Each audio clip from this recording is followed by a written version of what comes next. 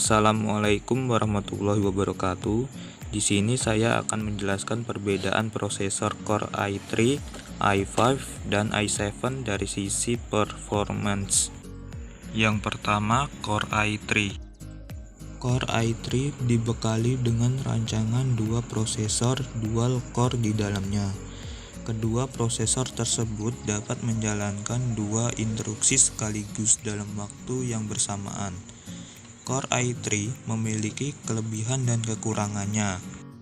Yang pertama, Intel Core i3 tidak mendukung teknologi hyper-threading, merupakan kemampuan untuk stimulasi jumlah prosesor yang ada sehingga mampu bekerja secara multiproses pada bagian kecil. Teknologi ini hanya dapat dijumpai pada prosesor i5 dan i7 saja. Yang kedua, dibekali dengan teknologi turbo boost overclocking otomatis yang berkisar antara 2933 GHz sampai dengan 3,2 GHz. Yang ketiga, clock grafis prosesor 100 MHz. Yang keempat, L3 CAC 4MB. Yang kelima, LGA socket 1156. Yang keenam, Core i3 mampu mengintegrasikan virtualizing teknologi dengan GPU atau Graphic Processing Unit sehingga dapat berjalan lebih cepat. Yang kedua, Core i5. Core i5 sangat cocok digunakan untuk para pengguna berat, seperti halnya game, program, desain, dan lain-lainnya yang membutuhkan kemampuan komputer dengan kinerja mumpuni. Kemampuan Core i5 yang pertama, support hyper-threading. Yang kedua, terdiri dari dua prosesor dual core.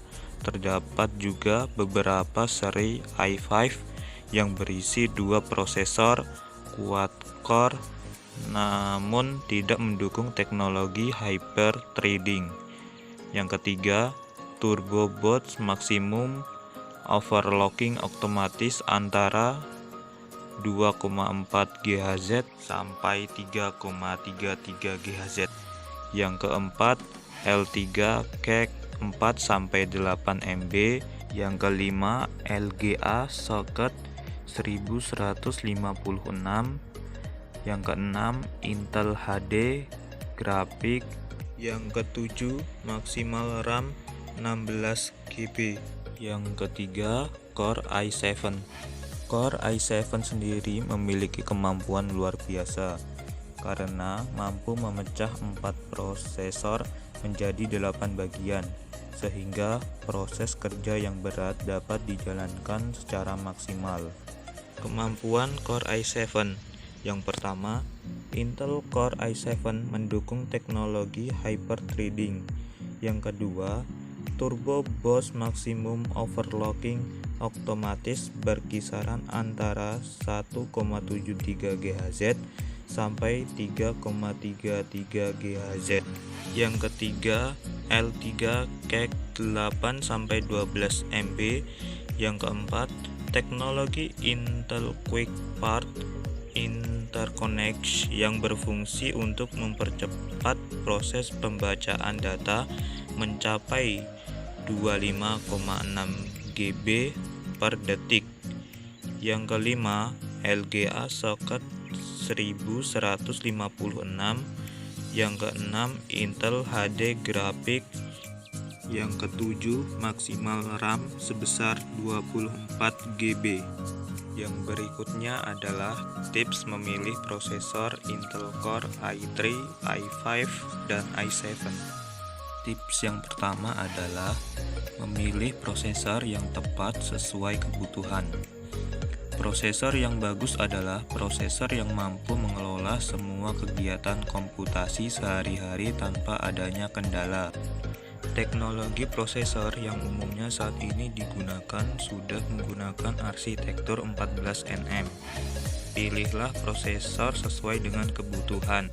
Misalnya untuk kegiatan sehari-hari yang tidak terlalu berat, bisa memilih prosesor Intel Celeron AMD A9 series atau Intel Core i3.